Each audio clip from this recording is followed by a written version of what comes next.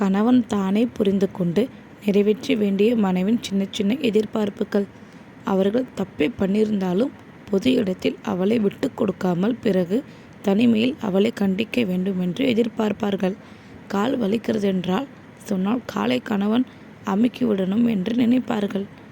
Periods டைமில் அவர்களுடைய உணர்வுகளை புரிந்துக்க வேண்டுமென்று நினைப்பார்கள். சாப்பாடு வச்சா சாப்பிட்டு விட்டு போகாமல் நீ சாப்பிட்டியாமான்னு ஒரு வார்த்தை கேட்க வேண்டுமென்று நினைப்பார்கள். ஃபோன் பண்ணி எங்கே இருக்கீங்கன்னு கேட்டால் எரிஞ்சு விழாமல் பொறுமையாக பதில் சொல்லணும்.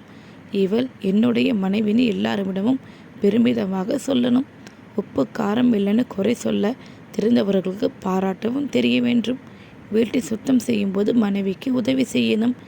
எவ்வளவு சண்டை போட்டாலும் தினமும் கன்னத்தில் ஒரு முத்தம் வேறு என்ன வேண்டும் ஒரு மனைவிக்கு? இதை மட்டுமே ஒரு மனைவி தன் கணவனிடமிருந்து எதிர்பார்ப்பார்கள்.